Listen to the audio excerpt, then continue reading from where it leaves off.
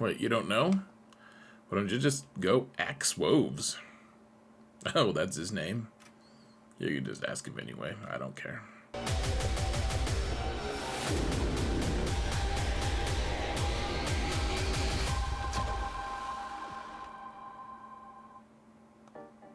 Hello everyone, and welcome to another episode of Zareth Prevails. Today we're going to talk about what to farm next. I do this, I've been doing it every month for a little bit now, guys, just because our farming schedule has kind of changed just a little bit. I want to keep everyone kind of just on top of things as much as I can keep on top of things. Just kind of share all these different thoughts that I've been having and keep us all kind of aligned on what the meta is, what kind of things are kind of important and stuff. So, you know, good stuff, maybe, hopefully helpful. And so also helpful, I want to say huge shout out to all my patrons. You guys are amazing. Thank you so much for everything you guys do. Truly appreciate every single one of you.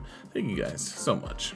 And folks, if you want to support this channel for free, all you've got to do is hit that like button, subscribe, and comment. I'll tell you what, the algorithm watches this video every time.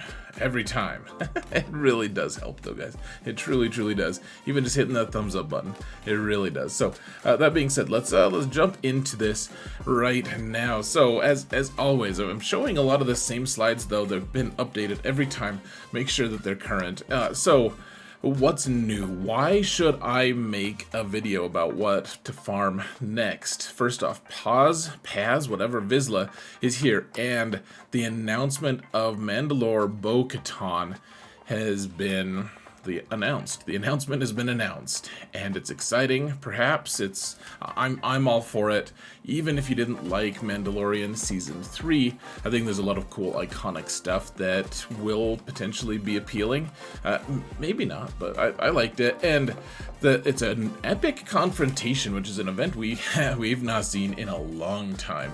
So we're going to talk about that. We've also got a rework on the Endurance, which we're not going to talk about really, because it apparently just was totally overshadowed by the release of the Marauder ship, which was the Bad Batch ship, of course, and which I've been calling for a really long time. Exciting to see that here. And so our main goal, of course, is just to get as much stuff as we can. Get that loot, be efficient, we want to stay relevant as well. Just because we're getting a lot of stuff now doesn't mean we'll be prepared to get a lot of stuff in the future. So trying to stay relevant, trying to keep our rosters on top of things is going to be efficient, or is going to be effective, and then we want to be efficient when it's feasible. Of course we do.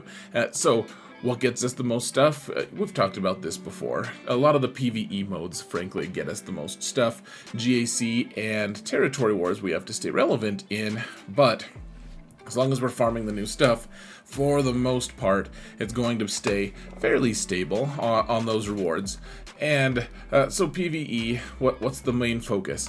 A lot of times, I mean, I guess this Fleet Arena is PvP in some ways, but it's so isolated and so contained that a lot of times I just think of it as PvE.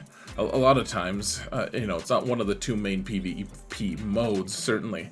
And otherwise, you know, Conquest is also really important, especially right now I think that's probably one of the more important modes that we can think of.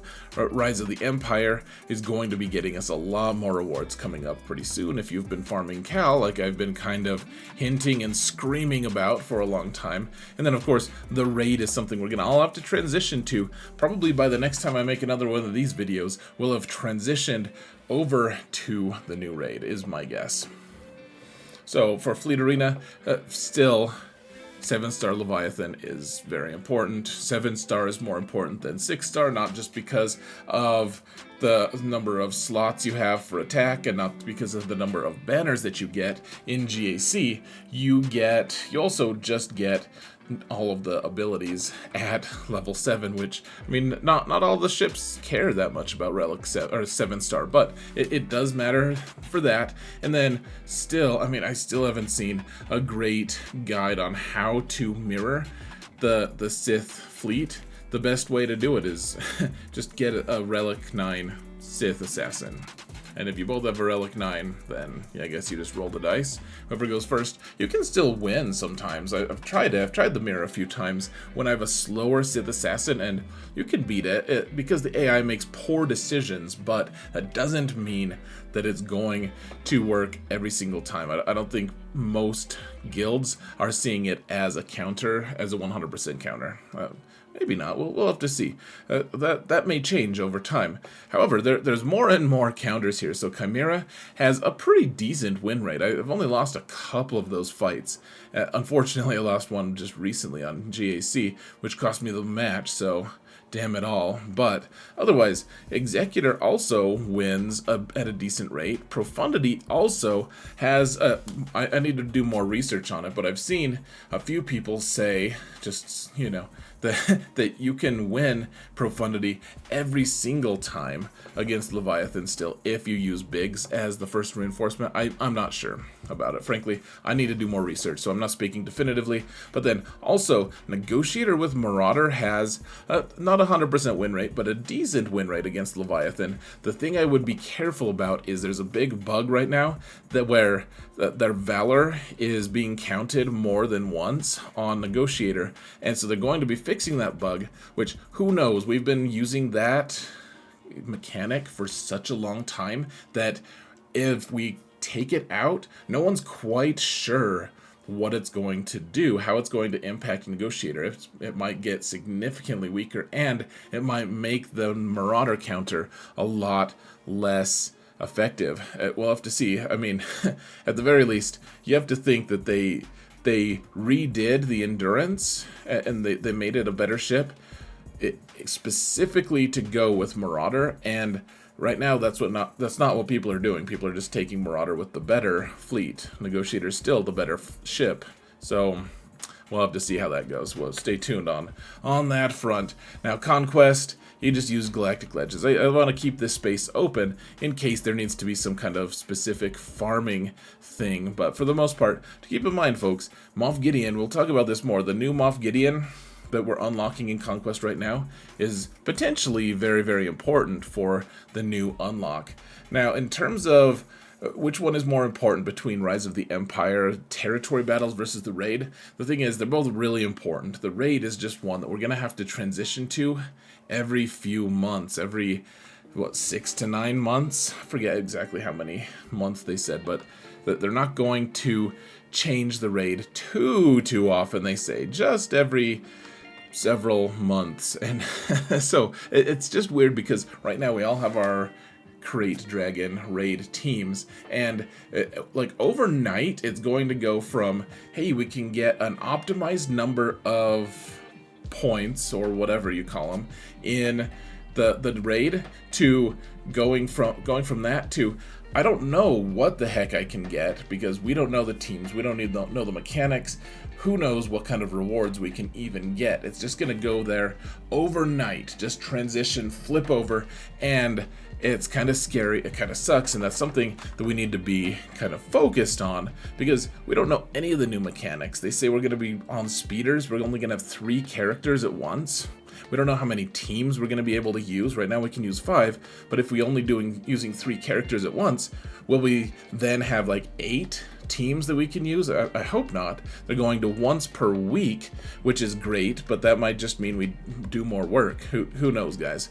So stay tuned on that. We'll know way more. Hopefully this coming month is my guess. Most likely we'll know November 25th, which is the anniversary of this game. I think it's 8 years old, if I'm correct. It's 8 years old, and it's a very old game. It's older than Captain Rex here, who likes to sling for Jupas. Of course, we have a month to get ready for this raid. We've known for a while. I mean, at least they've given us a list of characters that we could be working on, and most of those characters are pretty decent. I mean, safe to farm. Most of them are requirement characters, frankly, so it's nice. If you want to put more relics on them, consider Imperial Remnants, who are going to be pretty strong with the new Moff Gideon in Territory Wars at the very least.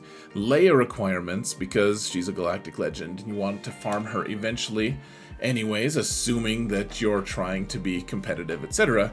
And then, like I said last month as well, Ewoks might end up being good, but you could probably wait, because Ewoks aren't going to be good long term in the game. Right now they have a crazy datacron, actually, so they're pretty good there, but in otherwise, like, once that datacron is gone, I don't think they're going to be super relevant.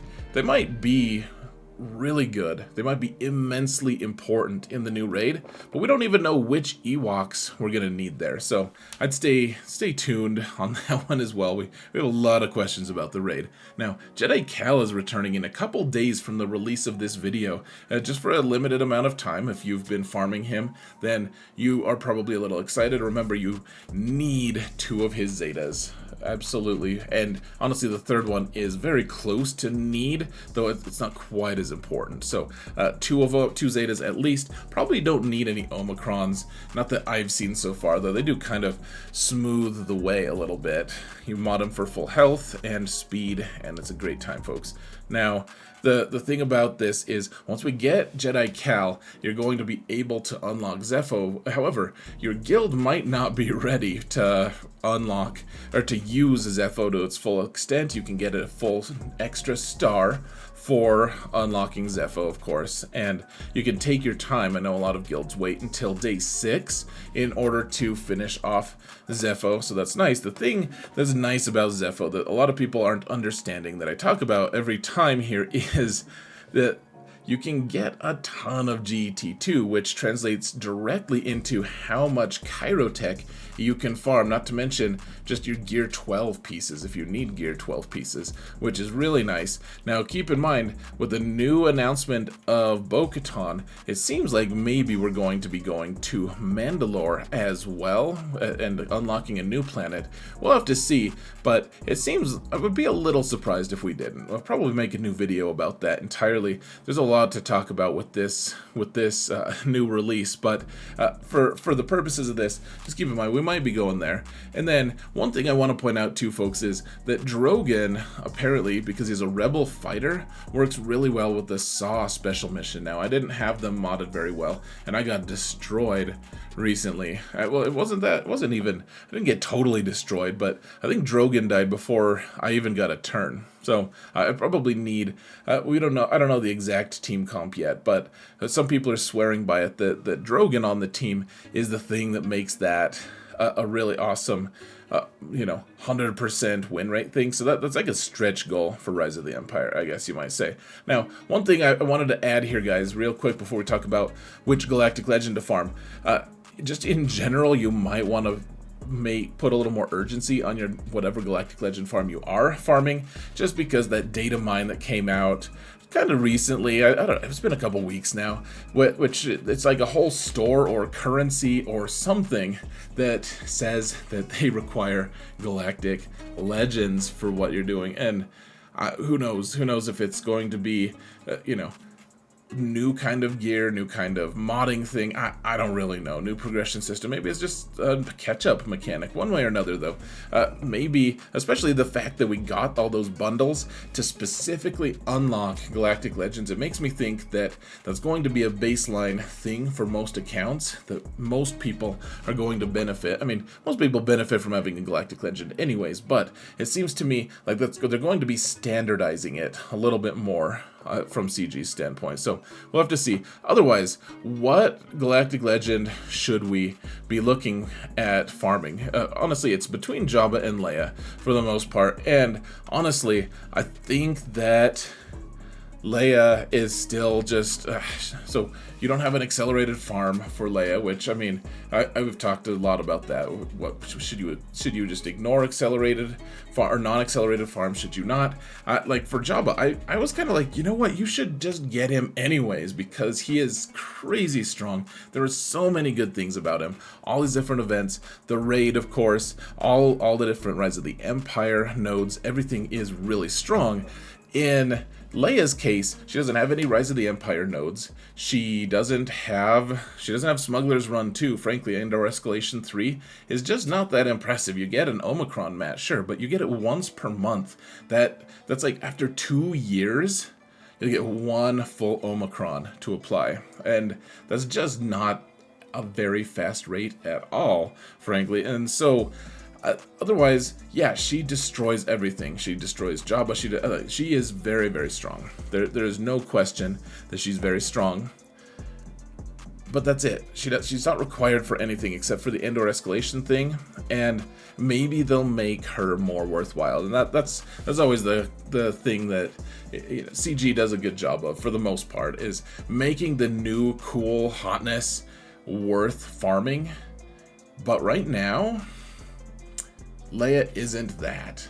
Jabba is still hotter in some ways, at least. The Smuggler's Run 2, the fact that it runs 3 times per month and you get some really crazy, really awesome rewards for it, it just overshadows everything that Leia is trying to do, in my opinion.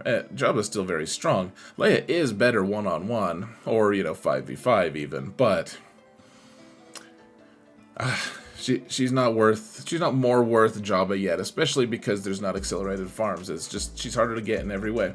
Okay, so now I added a new section, which is like new releases, new stuff. So we have Mandalorian, or the Mandalore Katan announced. I forget what they call her, but she's gonna be an epic confrontation.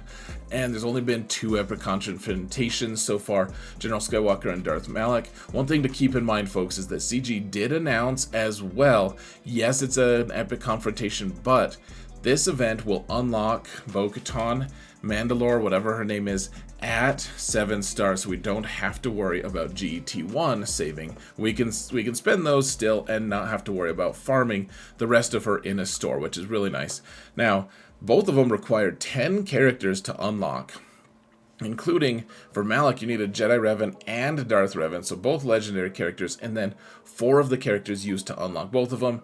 General Skywalker was just, hey, you need a Galactic Republic team with specific characters, and then you also need a separatist team with specific characters, and so they both required 10 new characters, 10 total characters. And so who does Bo-Katan need? Like, are we gonna, I'm a little excited, like, we're gonna see Bo-Katan set people on fire. More importantly, we may need her hot friend Koska Reeves as a new character. Less importantly, we might need Axe Woves. We'll have to see, but they seem like really potential candidates for it. I don't really know for sure. So who's safe to farm for this, guys? And I probably am going to be putting out a speculation video on this later, but for the intents of what to farm, what's safe to farm, right now we have one dark side Mandalorian team, one light side Mandalorian team, and then the theory of Dark Trooper Moff Gideon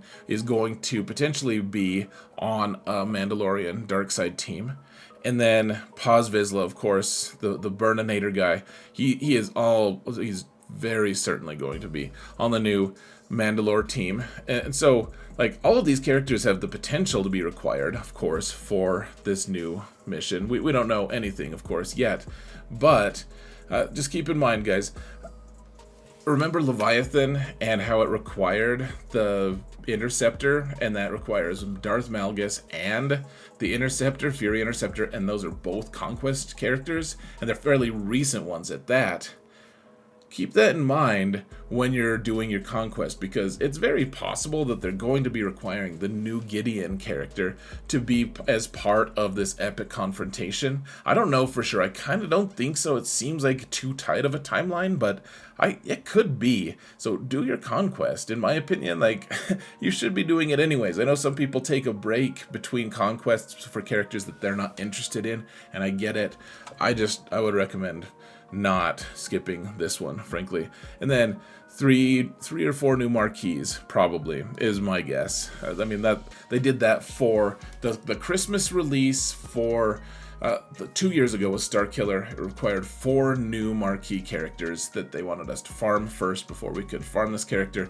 Also, we needed 4 new characters for Afra as well, with Hondo, the 2 murder bots, Worthless, Sana, all of that. And so I would expect 3 or 4 new marquees total. And there's already data mines suggesting that there's at least 3 characters. I guess one of them was Paz, but 2 of them could be, pre-Vizsla, for instance. He's like the dark side Mandalorian. The leader that gets killed by Maul in the Clone Wars show, and then we could get Koska Reeves. We could also get Axe Woves. Who knows who else? There's a lot of different potential candidates for this. Just a few of these to list, though. I also kind of don't think we're going to have Maul as part of it. I think maybe he'll get cut out of the main Mandalorian lineup for reasons we'll talk about that in a little bit. So, what kind of characters from the show? There's a lot of different shows that you could go off of. This is just a list. You guys can read it. Imperial Remnants could even be part of it, just because Remnants are part of the Moff Gideon portion of everything, and if it's an epic confrontation, it's going to be potentially Mandalorians versus Imperial Remnants. So probably I would say that there's a decent chance that there's a mix, that you could use Imperial Remnants for half of it and the Mandalorians for half of it. There's just a lot of them, and frankly, most of the Mandalorians have a pretty nice role in the game. I would say most of them are pretty safe to farm. Now the question is, are the Mandalorians going to be relevant? Because Starkiller and Aphra are great in PvP, in territory wars, in GAC, they're great. But then there's this quote from the CG announcement or whatever. Once the whole squad's assembled, it'll be able to compete with Galactic Legends in grand arenas with Bo's Omicrons. That sounds pretty standard, guys. I almost don't think they're going to be that relevant. If Aphra's not that relevant anywhere else, other than she's a little bit in Rise of the Empire. Otherwise, she's very skippable right now. Unfortunately, she is skippable. And Starkiller, you don't use him anywhere but GAC. Yeah, he's awesome in GAC. Probably my favorite squad, but also not that important for anywhere else. Now, skipping to other important squads, Inquisitors are still just amazing. And if you can be working on them and getting them, not only are you going to get into a better guild that's ready to farm Reva, you're also going to just benefit from having a squad that can kill everything in every game mode. They're still one of the very strongest squads out there, and you should be at least planning on at some point working on this squad if you want to. I mean, if you just want a cheat code team, this is probably the closest thing you have. Like in Conquest, they are so ridiculous. They get you 10 wins. You can go all the way down to 0 stamina and they still destroy things. Phoenix, I'm still waiting for them to become super relevant. Things to keep in mind, guys, is Kanan goes really well with Galactic Legend Leia, so even if you only farm Kanan for now, he's probably worthwhile. Sabine is a Mandalorian, which means maybe she's going to be more relevant coming up, but one way or another, I mean, they don't cost Kyrotech and they're all pilots. They're a good squad with Captain Rex. He's a Leia requirement. It seems like their stock is rising, frankly, folks. Same as last time, folks. The Land of Misfit farms, just a bunch of teams that, yeah, they're good, but how good are they really? Tuskens do a lot of damage. They do a lot of cool stuff. They destroy things, and yet they're not required for a single damn thing except for the expiring raid. Sorry, guys. I wish that they were better. I have Relic 7 Tuskens, and it's just very sad. I wish that they were better. Zori is another one. I know we go back to back, or to fight about this back and forth, I guess. But here's the thing, Zori, yeah, she's great. She destroys things. She really does. And yet, and she's more relevant now that we have the bundles, right? Everyone has resistance. If they wanted to spend $30 or whatever, they have Rey, they have resistance. I just question, do you have enough Zetas to get Zori up and running? Do you have enough Kyrotech? I don't know. That seems a little rough to me. But and then Aphra and her requirements. She's not required for anything, neither her requirements. They're all just kind of sitting there like, hey, you can farm as if you want, and you can just kind of say, no thank you, and you'll be fine. Now, from last month, I did speculate that we were going to, I almost basically called what the next release was going to be. I said light side Mandalorians are going to get the new release. That was cool. I was happy about that. Now, the speculation now, I have to say, it seems like maybe Maul is going to be cut out of the Mandalorian team, just because he's intended to go with Lord Vader as a lifter unit. So there's that aspect, and then there's also, I mean, they just released Malicos, who goes perfectly with the Seer squad with Maul on it. If you wanted to do that, there's two great options for it. So why would you give Maul to why would you give a third option to Maul? It just seems like with more things being released, maybe we're getting at least one dark side character. We only have two dark side Mandalorian leaders, and Moff Gideon, the new Moff Gideon, is very specific on he's not going to be the leader of that squad. He'll be part of that squad most likely, but he won't be the leader. And there's only two dark side leads. The Gar Saxon one is more Empire based anyways. It's not very good. Honestly, Gar himself has been boosted a lot by Imperial Super Commandos rework, but he's not anything. He's nothing too crazy on the lead thing. And then just things that CG has said, they say that, okay, in Territory Wars, Moff Gideon's going with Imperial Remnant, but in GAC, he can go with Mandalorians. And then specific things saying like, well, if the lead is a dark side Mandalorian, then it seems like he's meant for Mandalorians in GAC. The one thing that I think gives me pause about potentially not getting a dark side Mandalorian leader is they did say specifically that new Moff Gideon, is intended to be used under a Maul lead. Now, this could just be something that CG is just messing around with. They say things like that every once in a while, that, hey, we designed it for this, but then they didn't design it for that. They just can't tell us what they're going to release. I wouldn't be too surprised, honestly, if we didn't get a new dark side Mandalorian leader, but I mean, I would be surprised either way, I guess. I'll just prepare to be surprised, guys. Now, for final recap, just stuff that we've been talking about. You guys can read it all for yourself, because this video has gone probably long enough. But just keep in mind that, yeah, do your conquest, folks. And then just the small things that I mentioned here, specific to this video. Drogon is good with Saw in the special mission. Imperial Super Commando and Gar, very, very strong options with Mandalorians now. If you can bother to farm them, they do have a good ship. The Marauder is going to be pretty good. Honestly, stock is rising for Bad Batch because they're also very good on Zepho. You can beat the new special mission and get more GET2 for your guild. If you have, I mean, they'll need to be Relic 7, though. You already have them at Relic 5, at least most of them. Maybe some of you haven't farmed Omega. Maybe it's time to farm Omega, guys. I don't know.